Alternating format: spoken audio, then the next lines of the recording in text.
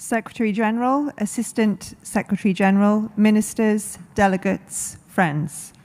On behalf of the United Kingdom, I would like to thank Antigua and Barbuda for hosting this important assembly.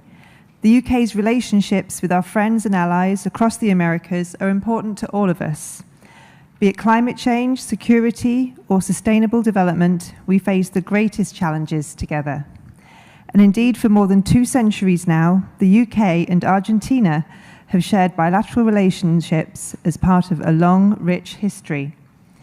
My friend, the UK Prime Minister, Sir Keir Starmer, has met President Milei a number of times. Earlier this year, Security Minister Patricia Bullrich enjoyed a highly successful visit to the UK. And even where we disagree, we're working together to reduce tensions. So in September 2024, my friend, the Foreign Secretary, and the former Argentine Foreign Minister, Diana Mondino, announced a new package of cooperation. This recognized that while we may not agree on sovereignty, there is much we can achieve by working together in the South Atlantic. The UK and Falkland Islanders have come together to implement this, including support for Argentine families travelling to the Falkland Islands in December last year to visit graves from the 1982 conflict. For a community living with the trauma of invasion and occupation, that was not easy. Yet Falkland Islanders wanted to do the right thing. Both the UK and Falkland Islanders look forward to seeing Argentina make good on their commitments. That includes cooperation on fisheries for the benefit of all, and the resumption of the flight between the islands and Sao Paulo. The UK remains determined to work with all our partners, including Argentina.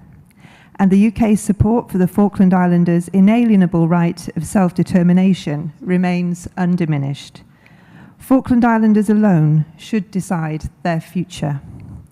In the referendum they held in 2013, Islanders voted to maintain their status as a self-governing UK overseas territory overwhelmingly. 5 of the 6 observers of the referendum came from the OAS member states, reporting that it was free, fair, and reflected the will of the voters. Today, the Falkland Islands are a democratic and prosperous community, showing the world what is possible on sustainable fisheries and environmental conservation. They're determining their own future, and their success has been recognised by S&P Global Ratings, who've given the Falkland Islands an impressive A+, and this is an objective recognition of the stable and thriving community that the Islanders have built. And later this year, the Falkland Islands will hold a general election to decide their next government. They will vote on issues such as education, the economy, and the environment. So I hope this assembly will recognise that we cannot pick and choose who is entitled to the basic human right of democracy. The people of the Falkland Islands are rightly proud of their vibrant, small island, big ocean democracy, and they're clear that neither the UK nor Argentina can negotiate the future that they are determining for themselves. So let me be clear. My government will not negotiate on the future of the Falkland Islands unless the islanders themselves wish it, and they do not. I was delighted that many of your governments continue to engage constructively with the Falkland Islanders and have expressed your support for their democratic rights. And I hope that members of the Assembly will agree that we cannot selectively choose when democratic rights apply to a community.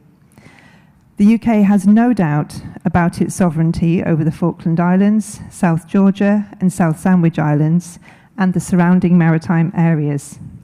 And we have no doubt that the principle and the right of self-determination enshrined in the UN Charter and in Article 1 of the 2 UN Covenants on Human Rights.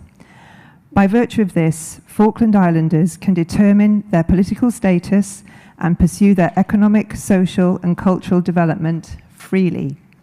So the UK asks that the General Assembly takes note of the Islanders' right of self-determination and that this statement is read into the record of this meeting. Thank you.